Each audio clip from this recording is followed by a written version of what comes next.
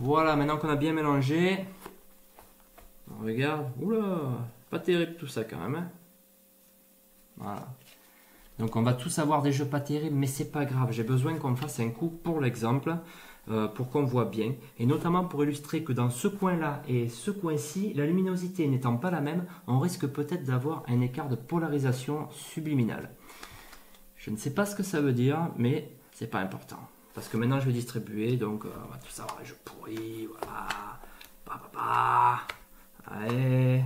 Ah, une paire de 8. Ah, 3, 4 de carreau. 10 valets à pique. Oh, brin de 8.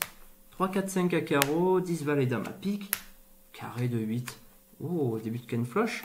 Là aussi. Bon, ben là, c'est pas important. Ken Flush. Et là, Ken Flush royal. Alors là, mais qu'est-ce qui s'est passé entre temps, hein? Donc, ce qui s'est passé entre temps, évidemment, vu que je ne suis pas très discret non plus et que la polarisation subliminale n'existe probablement pas, j'ai échangé les jeux. Voilà, c'est ce qu'on appelle la technique du cold deck. Le jeu que je vous ai montré, c'est celui-ci. Paf.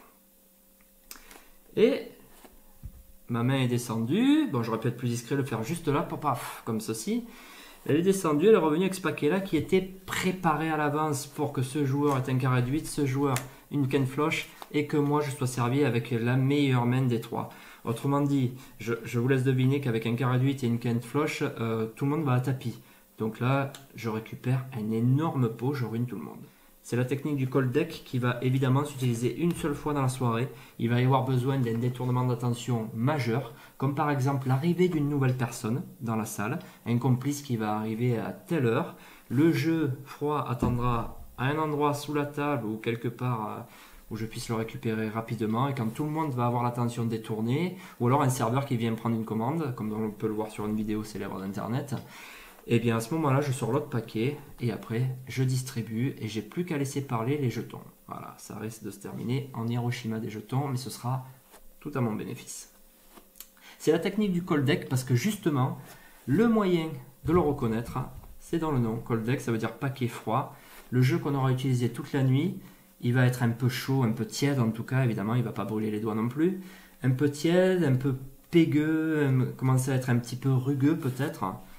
Tandis que le jeu qui va arriver n'a pas joué, n'a pas circulé entre les mains des joueurs pendant des heures.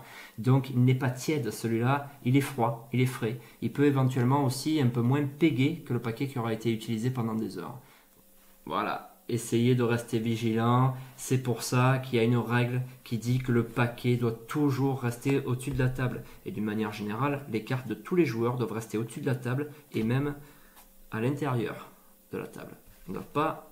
Personne ne doit avoir ses cartes ici, et encore moins le paquet.